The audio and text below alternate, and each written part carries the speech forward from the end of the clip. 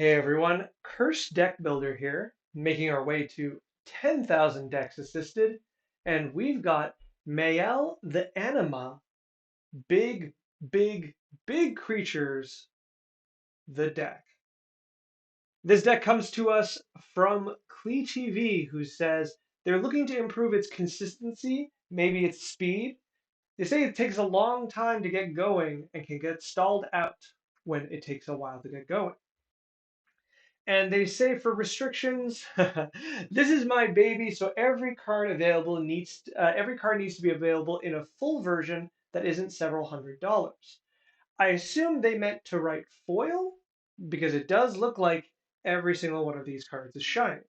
That's fantastic. I love when people get their decks going that way. Um, it's a lot of fun to have a kind of personal theme alongside of it. I noticed some cards aren't foil, and because of that, I'm just going to shut down this video.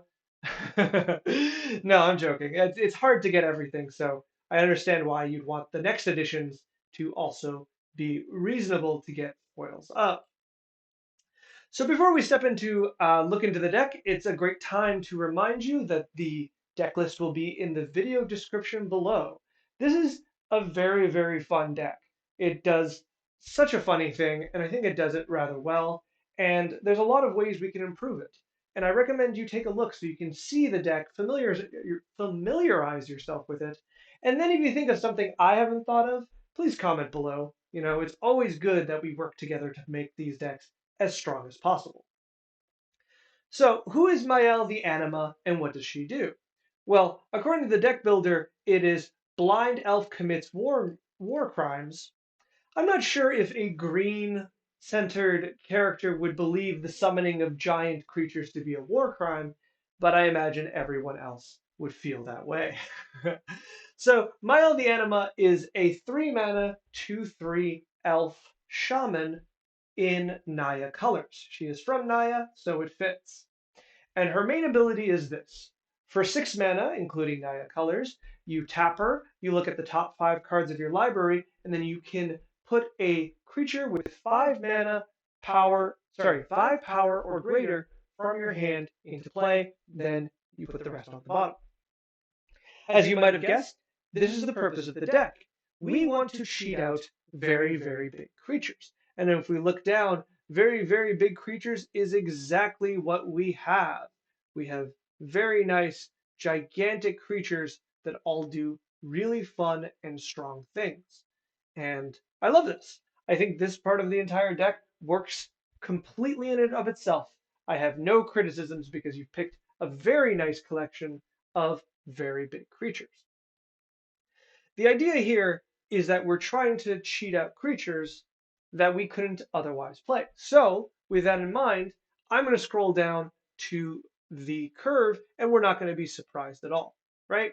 This isn't particularly surprising. 4 mana is particularly low, and otherwise, the rest get really, really high. We expect this, we work with this. So, before we go any further, something we need to consider is that Mayael has a bit of a deck building restriction, which I think is very straightforwardly described in our little creature section here, where we need a very high percentage of creatures in the deck. And we want a high percentage of creatures that trigger Mayael. So can I set this to do what I want it to? Can I view cards by power? I don't think I can. Really like to. Type by, let's try it like this. Let's duplicate. And I'm going to set group by, sort by, is power and toughness not an option, unfortunately. So type advanced. Nope, power unfortunately is not an option. So unfortunately, we will not be able to figure out exactly how many creatures that we have at this power level, but it's safe to say there's a lot. So what? How do we attack this deck? What do we find that this deck is trying to do, and how do we improve it? Well, I think what's really interesting is this is kind of a ramp deck. but not exactly the way you expect it to be. Traditionally, when we look at ramp decks, we try to imagine them getting to a very large amount of mana arbitrarily, or to try to hit a certain mana number that is arbitrarily high. For example, a very intense mana ramp deck might be trying to hit 8 mana very, very quickly. Well, Mayael, at first glance, doesn't do that. We can come down here into this section, and we can see there's such a varied amount of mana for our big creatures, so it could be anywhere between 6 to 9 are mana needed for us to be casting these creatures. But we're not casting these creatures, right? We're cheating them in. And with that in mind, our target is actually 6. And I want to continue on this 6 mana number, right? I want to be able to say we're going to put as many 6 mana cards that we ramp into at 6 that is on our theme as possible. So, with that in mind, let's look at another 6 mana card we're playing. See the Unwritten. See the Unwritten is a fantastic card because we ramp to it at 6 mana, we look at the top 8 cards, and then we put a creature into play from them. Now, for Ferocious, we get to put 2 in, but let's not worry about that too much. Instead, let's just look at this as a kind of archetype of cards that we're going to use to ramp into cheat into play our bigger creatures. The next thing I want us to kind of think about is our ramp. Our ramp is really kind of specific, right? Where we're not trying to ramp like a lot of the decks we talk about is several colors, and our commander is like 4 mana or more. So the signets, the talismans, these are all really important cards. But here, we're not trying to ramp to 4 quickly, we're trying to ramp to 6. So cards like Cultivate and the like are really, really good.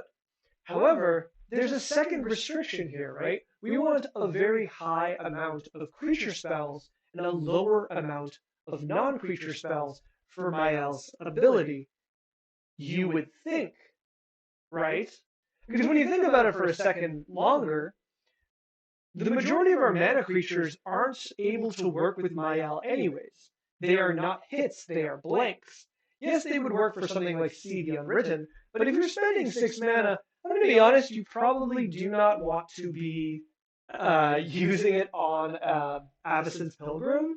So that is kind of, you can just think of it as a sorcery in that sense, right? It is just a card that doesn't do what you want when you flip it with See the Unwritten or when you flip it with Mayael the Anima. So with that in mind, I think something that's worth considering is finding exactly what kind of ramp we want and how much of it. We have some key numbers we want to hit. Mayael is at 3 mana, so in theory, we don't really want to be playing a lot of ramp at 3 mana because that's the number we want to be putting Mayael out. However, once again, that's not entirely true because Mayael can come out on 5 mana as long as she's not summoning sick on 6 mana, right? So actually casting her on curve is a pretty low priority for us. So already cards like Cultivate that we're already playing, but Kodama's Reach that we're not playing, which is the same card, are more attractive. They give us 2 basics, 1 in hand, 1 in land, 1 on play, and that's pushing us forward. The next one, of course, is the number of 4 mana, which I don't think you're playing any of them. There's a number of 4 mana land, play, let's say green, and let's say sorcery. There's a number of 4 mana cards that put lands into play. Wow, and we've gotten none of them. Let's say instead forest. Interesting. Why do I not know what these cards are called? Land, play, sorcery. Let's say battlefield. There we go. Circuitous route, explosive vegetation, migration path. There's also the Battle of Zendikar. Let's see, I think there's at least 1 or 2 more. Vastwood Surge. And I keep remembering one more I felt like we were missing, but it might have different text there. It might say forest only. Let's just quickly look. Forest. Oops. Sky Shout's Claim. So all of these cards are at 4 mana and they immediately put 2 lands into play. I would like you to be playing at least some number of these because they immediately take us from the threshold of what you need to cast the card at 4 mana, and they immediately put you in the threshold of 6 mana, which is where you want to play your cheating into play costs. Which I'm going to take a second to point out a few of them that I feel like you could be playing. Summoning Trap is the easiest one that comes to mind. It's instant speed. It looks at the top 6, and then top 7, and you put a creature card into play. Now, of course, it has a clause because it's a trap that if one of your creatures were countered, it costs 0 instead of 6. I wouldn't worry too much about that. I don't think it's going to come up very often. I think when it does, it's going to be really, really cool. But when it doesn't, you're just using this as a 6 mana, try to cheat in one of your big creatures into play. It digs two further than Mayael, which is really, really nice. After that, Turn Timber Symbiosis. Turn Timber Symbiosis is 7 to look at the top 7. Now, this is 7 and not 6, but it's made up for that by being a land. And it's going to look at any creature that you can put it, and if it's a small creature, it's a bit bigger. You don't care so much about the small creature bit. You're looking at the top 7, and you are hoping to get one of your big hits. Another one is Genesis Storm. Genesis Storm is 6 mana, and it allows you to flip creatures off the top for each time you cast your commander, +1. So the first one's free, and then every time you cast Mayael, which you obviously have cast at least once because she's so low mana, you basically, this says reveal the top 2 cards from your deck. Sorry, the top 2 creature cards from your deck, put them immediately into play. Now this gives you a little less selection, and it's more luck dependent on the number of big creatures you have, but it is still within the same means of cheating these creatures into play, and therefore I think it's really, really good. Likewise, Selvalla's Stampede works very, very similarly, where you are going to reveal cards off the top of your deck and get the creatures in play, or you are going to put creatures from your hand into play. This one is a voting mechanism where people choose whether to do it from hand or from deck. This is a little tricky because your opponents will look at how many cards you have in hand and work together, but you will at least get one trigger that you want. This is really good when you have too many of these cards in your hand and they're just rotting away, that even if you have 2 cards in hand, and then you tell your opponents that you play this and you immediately vote for, let's see, wild or free?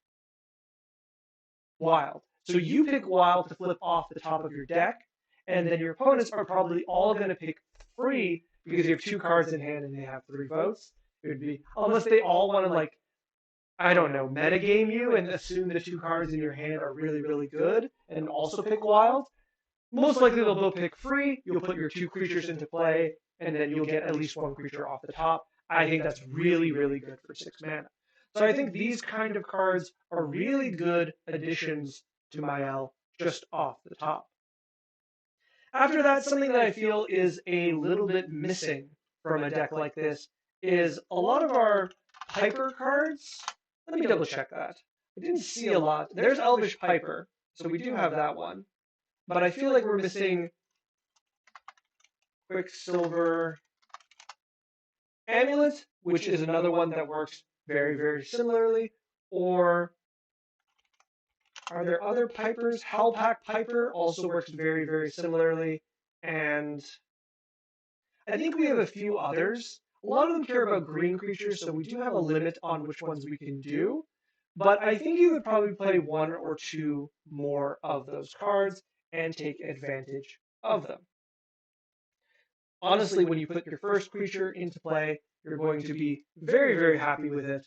And so after that, any other creature you play through a Piper or an Amulet is just going to be gravy. So, what else do I think we're missing? I think we could really benefit from a little more haste. Crashing Drawbridge, once again, I'm not going to be suggesting big creatures. I think you've got that down pat. I'm looking at our smaller creatures that we can use to support our big ones. And something that I think is really, really good here is haste. We've got a lot of creatures that do things once they attack or benefit attacking. I'm thinking of Galta and Mavrin. I'm thinking of, where are they? Oh, I know you're here. Where'd you go? Oh, red, white there. Gisela, who will deal double damage, so attacks for 10 already. Among almost every other creature here, just gets a little better when they have haste.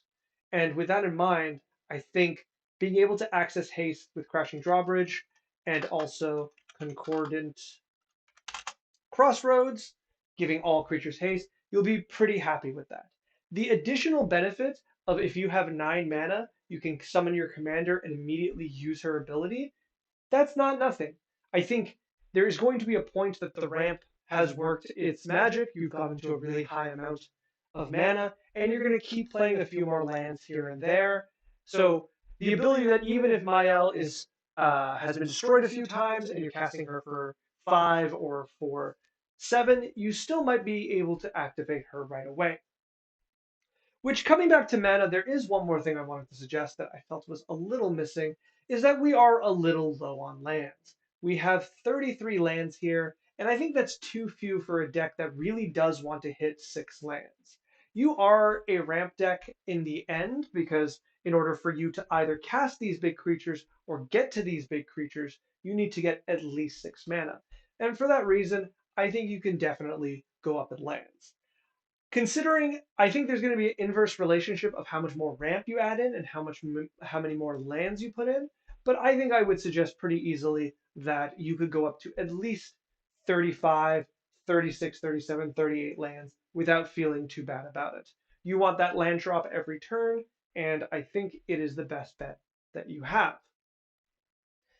Now, something else I want to point out that I feel is a little low, but is not the biggest problem, is that we don't really have card draw.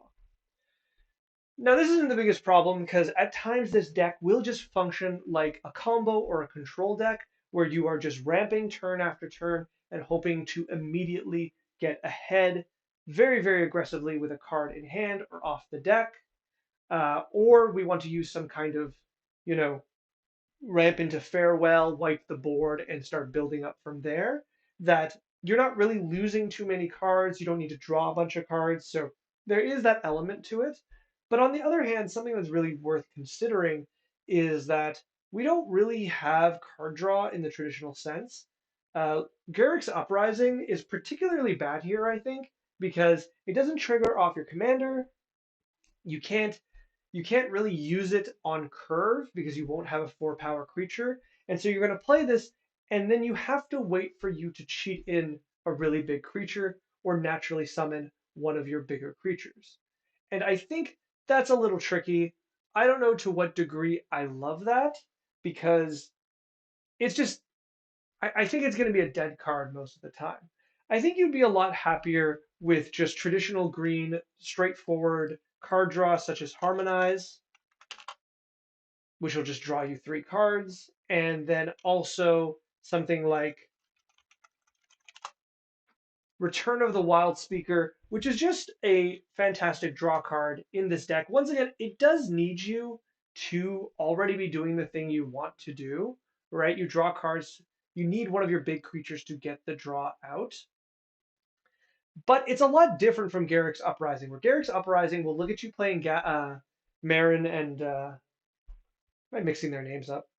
Well, Galta and Mavrin. There we go. Galta and Mavrin. It's gonna see that and say, okay, well, you draw 1 card. Whereas playing Garrick's Uprising at instant speed, sorry, now I'm really mixing them up. Playing Return of the Wild Speaker after that gives you the ability to maybe draw like 10 or 11, right? 12. 12 cards. Is it perfect? No. I will admit it's not perfect because someone can interfere with your plan, they can get countered, they can destroy your creature in response to it. So there is a bit of back and forth, but I do think it's worth considering because it will draw you the cards you need now, as opposed to Garrick's Uprising, which promises a kind of slow setup to draw cards over time. I think that's generally most of the things I want to say about this. I think this is the kind of deck that I would love to just like if you could hand me the deck and I could shuffle it up.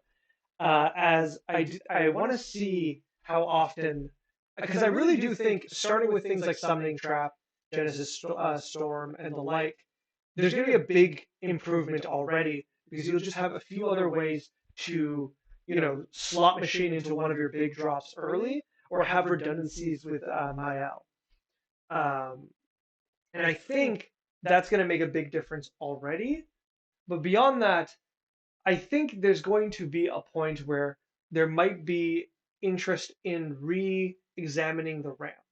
A lot of the ramp is very, very good, and if you follow my suggestion and add a lot of 4 mana cards, the 4 mana ramps that put 2 lands into play, I think you'll see a lot of success there, and it'll really make it easy for you to be able to curve into 6 to do what you want. Like if you imagine the ability to go, you know, Avacyn's Pilgrim into Mayael the Anima into one of the 4 mana, let's say Circuitous Route, put 2 basics into play, and then turn 4 you can use Mael right away, and you're hopefully getting one of your big creatures. I think that's going to make a big difference, but I think you're going to have to a degree, play test the exact number of ramp, because something we don't want is you just ramping and then drawing more ramp and ramping and drawing more ramp. Even if we do have the solution of Mael as our mana sink should we need her, we still will have just a few methods of haste, and she will attract a lot of interaction and attention, especially when your opponents are realizing you aren't drawing anything and you're just ramping for the sake of ramping. So, though I don't see that happening because you do have a lot of 5 mana cards that are just particularly good to just play normally, that I think you'll be fine, but there might be some negotiation on what the sweet spot of the ramp will be. All right. I hope this deck assist video was helpful to you. I really like this deck. Um, if you have more specific questions next time, maybe I can point at them more specifically and give you more specific answers. But for the most part, I really do like what I see here. I think I'm looking at all of the creatures here. I think it's a really good collection. I think there's definitely some suggestions or some substitutions we can do, but that's really dependent on the power level that you want this deck to be at, right? There's a certain point that we can look at each other and just say, let's put Eldrazi in, but that's really dependent on you and what you want. And I think the collection that's here is already very, very good. So I have no problem with that. And I think starting by fixing up the ramp, adding some lands, seeing how that plays. Perhaps we will have to go down on a few of the middle creatures that either don't trigger or don't trigger enough, that are just a little weaker, and then see if we can replace those with lands, and we can see going from there how the deck feels to play and how consistent it becomes. So that would be the first kind of direction I would look into. And then if you'd like me to take another look at it, or a draft of any other deck, there is a link in the video description below with a form you can fill out, and I'll be able to take a look at that deck. And if you'd like your deck to be the next deck I work on, bring it to the front of the queue, there is a link for that there too. As always, if you could like, comment, subscribe, ring bells, do the whole YouTube thing, I would be incredibly grateful. Our channel is still growing, and any sort of support, it grows our community, it lets us look at more decks, and it lets us get a little further. So I really appreciate that, and I love seeing Mayael. I love this blind elf. She's very, very interesting, and I think one of those classic commanders that when Commander started to be was just a new format, Mayael was definitely one of those cards that you would see really often. So it's really nice to see her here now after all that time. All right. Good luck.